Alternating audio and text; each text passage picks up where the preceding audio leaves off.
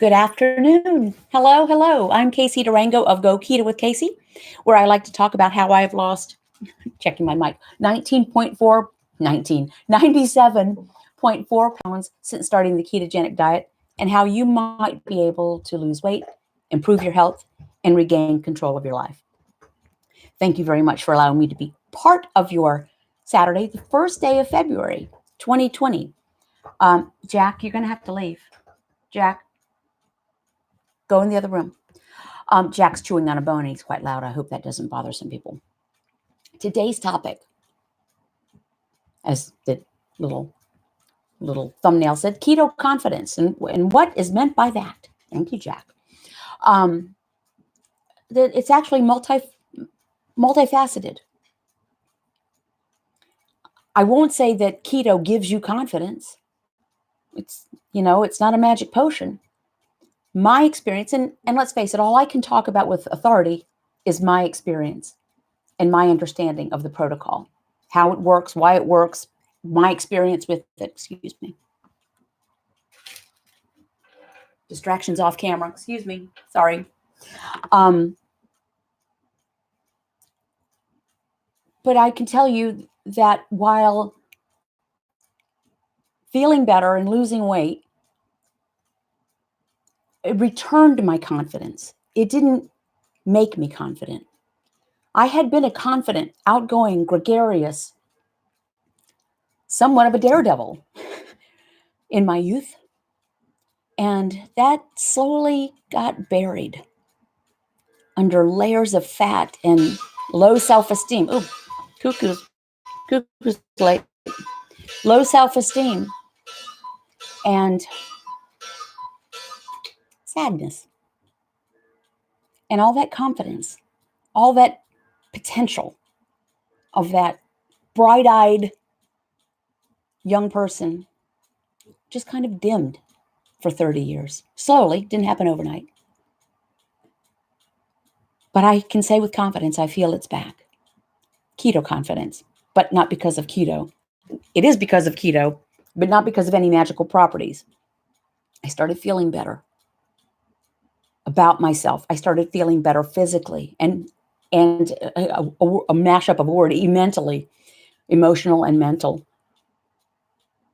And I started feeling like the person I remembered from all those decades before, except now wiser. I wouldn't mind having those thighs back, but I wouldn't trade the wisdom for anything. For those of you who don't know, by the way, the ketogenic protocol, as I learned it and as I have followed it since January 8th, 2014, so over 6 years ago, keep carbohydrate intake to 20 grams or fewer a day. Total carbs, not net. That's for me. Eat fatty sources of protein, which can be found, all the food can be found on page 4. There's a link below. It's Dr. Westman's certified, verified page 4. Don't eat if you're not hungry, which is key. And stop eating when you're satiated, not stop eating when you're stuffed. And that's it. That's the sum total of the protocol. It is not complicated. There's no figuring out of grams of this or grams of that or percentages of this or percentages of that, other than grams of carbohydrate, which comes down to about, if you eat vegetables, which are not mandatory, about 1 cup of non-starchy vegetables pre-cooked a day, maximum, and about 2 cups of leafy greens a day, maximum. That'll get you to about 10, 12, 13 carbs. The rest will come from whatever else you eat. Steak with the fat, eggs with the yolks, bacon with the fat, pork chops with fat, lamb chops with fat, poultry with the skin. When you start to feel better physically, and then when you start to feel just better about yourself as a person, I don't know about you, I spent years feeling like a failure. I'm a smart person. I'm smarter than the average bear. I'm productive. I'm clever. I have a lot of skills. I felt like a failure because I was overweight for 30 years. And it's like all the other qualities were erased in my mind because of the overweight. I'm sure I was not much fun to be around most of the time, although I'm gregarious, but when you're around someone who doesn't feel well about themselves, it's kind of a drag. But my family's intact. My lovely mate and I will celebrate 40 years of marriage later this year. 3 beautiful, happy, high-functioning, independent children in committed relationships and a couple of grandkids. But I felt like a failure. When I started to feel better physically, which happened almost immediately, within a couple of weeks, my joint pain resolved. Everything had hurt. I hadn't lost much weight, but I started to feel better. And then I realized my mood was regulated. I was chronically depressed for a long time. So one of the things I did was I resolved to start getting out of my comfort zone because I felt a little bit more confident. And it's going to sound silly, but one of the first things I did to get out of my comfort zone was I bought a red purse.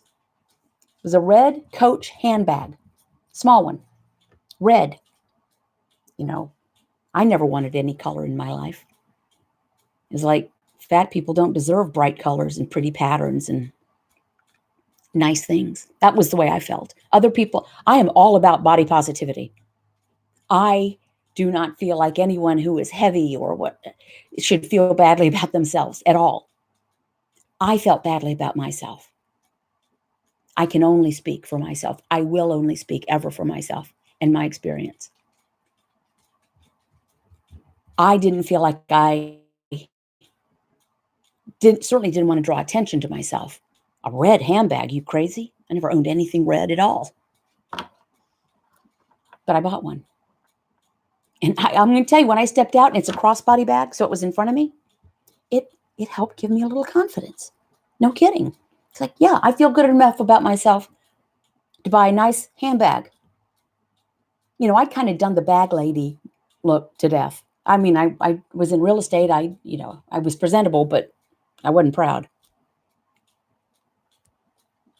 It's hard to look fetching in size 24W jeans and 2X blouses. At least I couldn't. I bought everything from Costco. Not that there's anything wrong with that. So what was the next thing? The next thing, I needed to get nicer clothes. I needed to get different clothes because I was losing weight. And when had lost about 20 or 25 pounds, I really needed different clothes because they were loose on me. And so I decided to do the opposite and do the brave thing and do the confident thing. And I ordered some clothes from Stitch Fix, which I do to this day. I don't like retail shopping. So if they will deliver clothes to me and someone else makes the decision, I love that. And that gave me confidence. I felt good enough about myself to try to look decent. Some people rock their fashion no matter what their size or age. I was not that person. And I just posted on one of the Facebook things, the Go Keto with Casey cruise is coming up in July. And I posted a photo from the cruise we had in March in the Caribbean. The next one's going to Alaska. And there was a photo of me at a bar with my patent leather red high heel pumps. And I had my leg hoisted up in the air. And I did that. I never would have done that before. Red shoes? No. But beyond just fashion and clothes and how you look and confidence to do things you wouldn't have done before. Forget about clothes. How many of us did not apply for a promotion or a job or even a volunteer position that we could have done well because we didn't feel good enough about ourselves to do it? We didn't have the confidence. We didn't want to be laughed at. We didn't want to be rejected. How many of us have stayed in relationships that were not serving? How many of us allowed ourselves to be treated less than we should have? I'm going to say a lot. I'm not looking at the comments right now. I will. But I'm guessing there are a lot of people raising their hand. in the ether. I did not stay in my marriage has been very healthy and strong. So I did not stay in a marriage I shouldn't have stayed in. But there are relationships outside of, our committed relationships in our home where we just allow ourselves to be treated in a way that we shouldn't have. We just didn't feel good enough about ourselves. And keto does not change that. Feeling better does that. And that can be found in many different ways. There are many paths that lead to the same destination. And the ketogenic protocol is but one of many. Some people thrive on move more, eat less, or low fat, or a military regime, or paleo, or whatever it might be. If you feel better about yourself, you do better. You take chances, good chances. You do things you had forgotten you even wanted to do. How many hobbies have we let fall by the wayside? And then you start feeling better and you say, oh, wow, that's right. I really do like horseback riding. I forgot about that. Or I love gardening. Now that I can get up and down on the little kneeler pad to do the weeding, again, without it hurting so badly, I forgot I loved gardening or cycling or volunteering or walking the dog or yoga. Keto confidence. It's not from the keto. It's from us. It's our confidence re-emerging when we feel better. Another thing about confidence, we can be confident when people are poo-pooing our choices. First of all, who are they to poo-poo? Nobody gets a vote on what we eat. Nobody. I don't get a vote on what anyone in my life eats. No one in my life gets a vote on what I eat. The closest thing to that is my lovely mate. And we do that for each other, but it's not, scowling. It's like, we'll ask each other, do we need this right now? But nobody gets a vote. And why do people feel like they do have a vote? So when people tell you you're going to kill yourself eating all those eggs, no, eggs are fantastic. Thank goodness, because we have so many. We have 17 chickens, and almost all of them are laying almost every day. So we have a lot of eggs. Confidence into standing up for ourselves perhaps with our medical provider, or perhaps with a cynical coworker, or an outright insulting and dismissive friend. No, thank you. I'm confident in my food choices. Thank you for caring. No, I don't care for that. I don't care to eat any of that. No, I really don't care to eat any of that. No. Like people get a couple of at-bats before you just have to say, no, I'm not eating the lava cake, whatever it's called. Confidence. It's not coming from the food. It's coming from us. We are allowing our confidence to shine. That's my take on it. That's my experience of it. That's how I feel.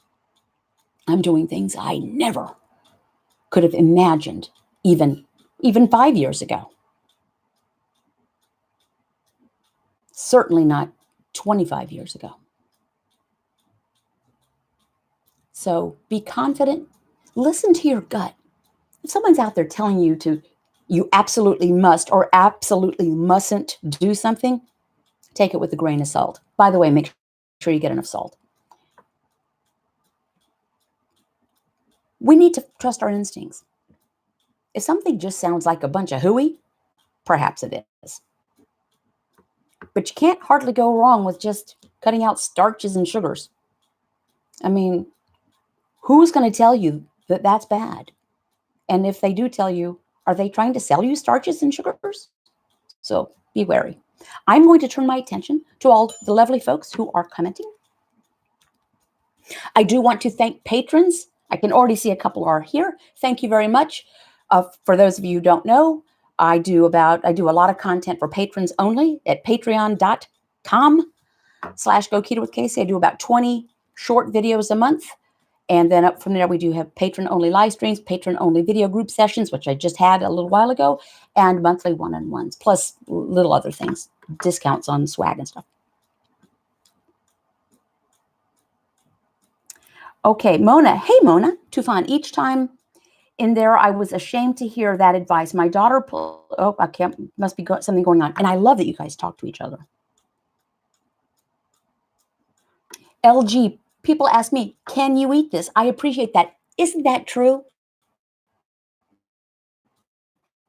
LG, when people who are hosting you for a dinner or something, they say, are you able to eat that? And I do have a couple of friends like that. They're very conscientious. And even our older son and his wife, they were hosting something. Just want to make sure this. Absolutely, we don't go hungry, and it's mostly not what we can eat, because we can eat. Well, we can eat anything we wish. We're adults. It's what we don't eat. We're just leaving off the carbs. So it's no weird food. It's just leaving off the carbs. Yeah, have a steak, broccoli, and potato. Just leave off the potato. Hey, Michelle V. I know that I previously allowed behavior from men I was involved with that I would never allow now, because on some subliminal level, I felt undeserving of better. I did a lot of settling. No more. Good for you, Michelle. I think a lot of people can attest to that. Mona writes, my father-in-law sells fish. This time he cooked fish for us and gave me the biggest one. To me, eat my daughter. This is the other one you eat. And many add salads. It's cool. Turning from don't eat to eat. Yes, this is not a protocol where you don't eat. It's you just leave off the carbs. Now, don't eat if you're not hungry. Eat if you're hungry. This is what I do. A lot of people have a lot of tools and different methods that they use and are successful. For me, with my psyche and my makeup, for me, it's just best to keep it very simple. 20 grams or fewer a day. In many days, I have very close to zero. Carbohydrate is not an essential macronutrient. And vegetables are carbohydrate. Ergo, vegetables are not essential. This is a very nutrient-dense way of eating. And I don't even take a vitamin supplement. And I'm quite healthy. But it's not about, what was I going to say? Oh, I can't remember. I eat if I'm hungry. I don't eat if I'm not hungry. But I struggle with that. Not every day am I golden at it. Some days I know that I consume more fuel than I really eat. Hi, Helena. Helena, you are, I was actually going to call you out. Talking about confidence. Our friend Helena, who is also a patron, love her. Just got to see her in Beaufort, North Carolina, by the way. Save the date. The Dr. Westman's Keto Retreat this past couple of weeks ago was fantastic. We're doing it again next January. Registration will be open soon. So I'll let you know as soon as that's ready. And it's going to be limited. We want to keep it small. So it will not be a huge conference, but it was a lot of fun. Anywho, Helena made a change in her life. She actually celebrated her third ketoversary while we were in Beaufort. And she changed her life. She's a nurse. And she'd been in nursing for 30 years, but was not well and was on medications and didn't feel well and didn't want to take insulin for diabetes. Well, she makes the change and she feels better and she comes off of her medications. But then guess what? She influences her daughter, the beautiful Katie, also a nurse, who lost weight. And because she felt better, because she felt better about herself, she applied for a job, for a position, a promotion she would not have considered before. She had confidence. She got it. She now runs the department of the, whatever that specific department in the hospital is. Keto Confidence. It's not because of the keto. It is because of the keto. Keto doesn't make you confident. It makes you feel better to release your inner confidence. Michelle writes, hey, Rumi, Helena and Michelle shared a stateroom on the March cruise. They shared a room at the hotel in Beaufort, and they're sharing a stateroom on the cruise, the Go Keto with Casey cruise in July. It's an Alaska cruise leaving out of Seattle. Dr. Westman, Jackie Epperstein, and Amy Berger will be on the cruise with us. We are going to have fun. We have several dozen people already signed up. We have at least one man and at least one woman, both looking for stateroom-mates. If you're interested, I'll try to put a link in here. Go to my blog, and under the Alaska Cruise tab, contact Lisa Pennert. It's really going to be fun. And we have, what do you call it? I can't remember. Not expeditions.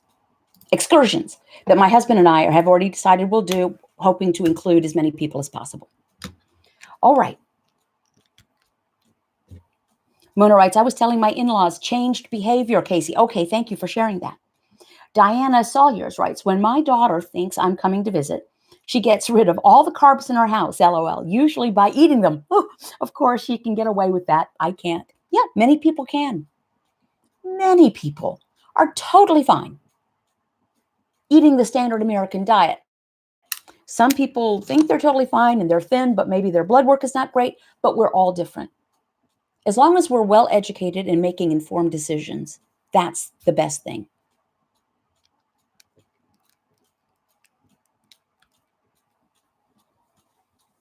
Oh, and Michelle shares, and Helena and I didn't even know each other in real life before we roomed together, but I felt like I know her from the group chats on Patreon. Debbie Doberiner writes, I've started dropping carbs for a week in artificial sweeteners. My hunger level instantly left. Still trying out and seeing if I can keep up this fuel way of eating. Think I can. I know you can. You know, I have a mug that says I can and I will. Oh, by the way, another mug. Coffee with Casey. You can get that on my Teespring site. I don't have these to sell. I bought one myself. So I designed it and then I bought one. So Coffee with Casey, because we have coffee in the morning. I think patrons have been the only ones that have been able to get that yet, but so far. Helena writes, we're going to have another cruise chat before the 14th when we have to make the decisions about the excursions. Yes, we'll have a cruisers only video group session. Thank you, Helena. I'll try to get that in the works ASAP. Any other questions or comments or observations, feedback? You may ask me anything.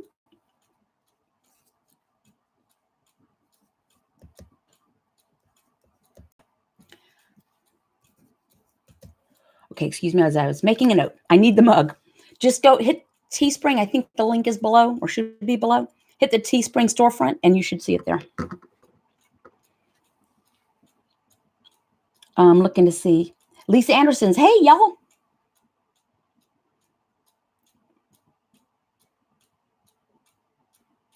Okay, Candace Cheeser, this is up from above.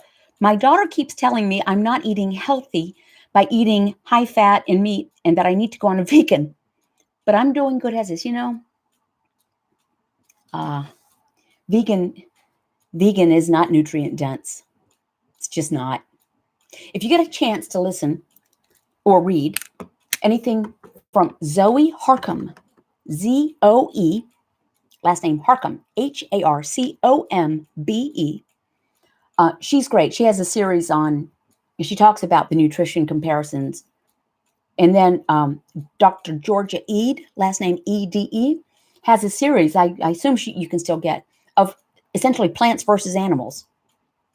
Bless the vegans' hearts. They mean well, I guess. And many people are perfectly happy on a vegan diet.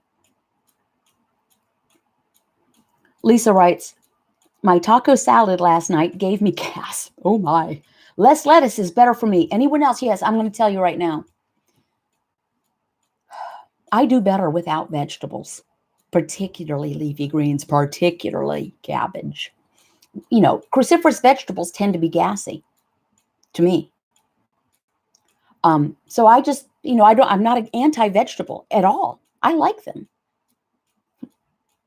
Someone wrote a comment that it seemed I'm angry at food.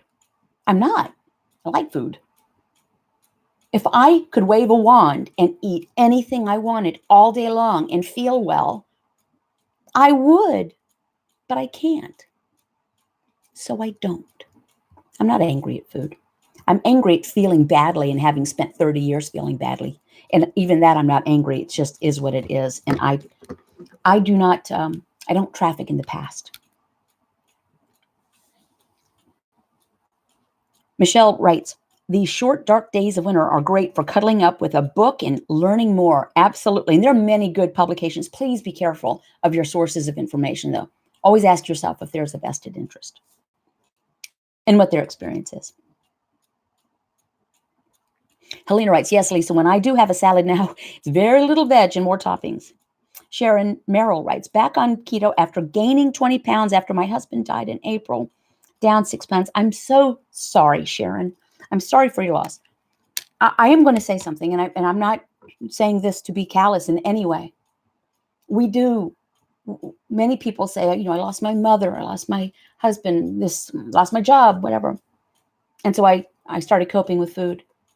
The thing is, our loved one is still gone. The carbs do not bring anyone back to life.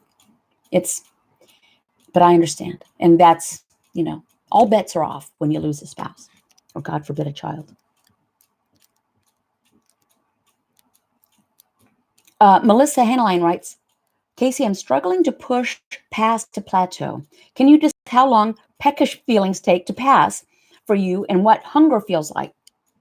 Okay, thank you for asking. And we don't call it a plateau around Go Keto with Casey. We call it a hover.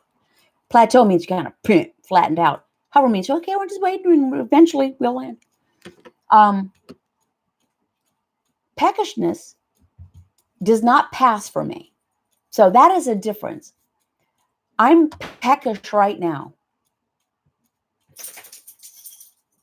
but it's not going to pass. It's not like a tummy rumble. A tummy rumbling is not peckishness. That's a mechanical circadian rhythm saying, hey, you usually eat right about now. And that passes in like 10 minutes. Jack is looking quizzical. Peckishness, in my experience, and for those of you who don't know what peckishness is, it's kind of like, yeah, I could eat, but I'm not, I'm not desperate. The metaphor I use is, imagine you're at Disney and every 175 feet, there's a ladies' room, a restroom, and you're walking with your friends and someone says, oh, you need to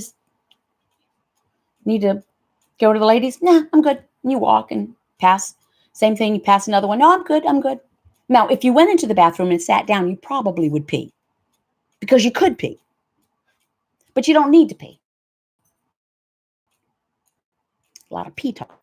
But then an hour later, you walk and you need to go. Yes. Now, so peckishness is kind of like that. For me, I could eat, but I don't need to eat right now. I could, but I don't need to. And maybe I will as soon as this is over. I don't know. I'm just going to see. But what happens is after a while, the peckishness, it goes peckish, hunger. And it's like, yep, I need to eat. Even then, it's not like hanger. I'm not in pain. I'm not ravenous. I'm not consumed with ideas of eating. It's just different. I really do need to eat. And sometimes, here's the thing. The next thing to learn is to stop when you don't need any more. It takes about 15, 18, 20 minutes for the hormone leptin, which is the satiety hormone, to make it to our brains to say, you've had enough, you're good. But if we've eaten everything we have in front of us in 10 minutes, the hormone doesn't get a chance. So you've eaten everything more. That's why sometimes you'd be, oh, that was good. You feel pretty good. And in about 10 minutes later, you're like, whoa, that was too much food. So we need to slow down and maybe not assume we need a full plate of heaping fuel like we did in the old days. But we have to learn that about ourselves. And I'm 61. I'm petite. I'm postmenopausal way. My fuel requirements are different than someone who is in their 40s or 30s or 20s, or is a dude, or is really tall, or extremely muscular, or an endurance athlete. So one answer does not fit everyone. Michelle writes, that thing on TV reminds me of looking through a kaleidoscope. Yeah, I try to shake it up. Actually, my husband just received some photographs from our farm in Colombia that are beautiful. The coffee plants are full of flowers, and it was really a pretty picture. I was hoping to cast that up there, but I didn't have time to try to figure out how to do it. Maybe next time. Oh, Lee's got to go feed my kitties.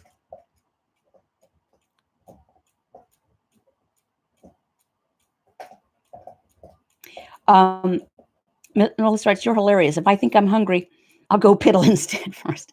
Debbie writes, I have heard your selfish. Okay, don't know what that word is. Married to keto. Listen, how clever is that? Mary apostrophe D, married to keto. That's what's been the hardest for me to learn. Portion control. Yeah, because, and it doesn't help when the restaurants are now piling on portions because the food they serve is cheap. When you're piling it high with French fries and onion rings and hush puppies and yeast rolls. Yeah, oh, that's so much food. What a great value. No, it's not a value because it's worthless, because it has very little worth. It is worthless. Michelle writes, I'm getting to the point where I need to take what my eyes think I should eat and cut that in half at lunch, at work. Good tip. Because what's the worst that's going to happen, Michelle? You're not going to keel over, right? And if you do, you're in a hospital. You'll be okay. You're not going to faint dead away from having eaten half as much as you packed. That's another thing. When we were sugar burners, we did have preoccupying thoughts of food because our brains were calling for more glucose. Get me some glucose right now. That's when you start roaming the halls, looking for chocolate-covered pretzels. I'm speaking to somebody. But when you're a fat burner, it's not that. So try not to have glucose burner flashback.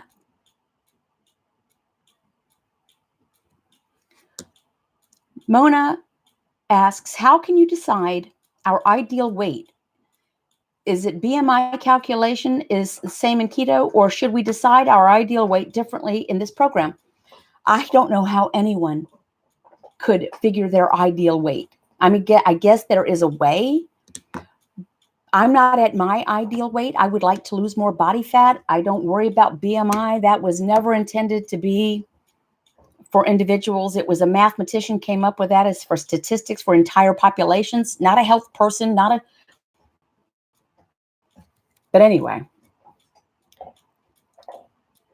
Some people just decide on what size clothing they wear. Or how about just how well we feel navigating through space? You know, I'm okay with my size. That is another thing that I never thought I would utter out loud. I'm okay with myself. Keto confidence. Keto didn't make me confident. It released my, feeling better released my confidence. So I don't know what the ideal weight is. I wouldn't worry about it. You know, Dr. Eric Westman says, he asked people, how did you decide what you wanted to weigh? Well, that's what I weighed in high school. He says, well, high school, teenage bodies are simply different. Ain't it the truth? So let's be realistic and let's be kind to ourselves and not so tied up on it. I just want to keep going as long as I feel well. Debbie loves crafting, writes, you're stronger than a cupcake. Richard Carlton. That is a mug I would buy. Okay, I'm stronger than a cook. You're stronger than a cook. I'm stronger than a cookie cards that I send out to my $10 plus patrons. And, you know, people say I'm defenseless against Hershey bars. Really? You're powerless against a food item? We've buried people. We have had serious injuries and illnesses. We have raised children, which is precarious. We've lived through economic downturns. Really? A cookie has power over us? Nah, it doesn't.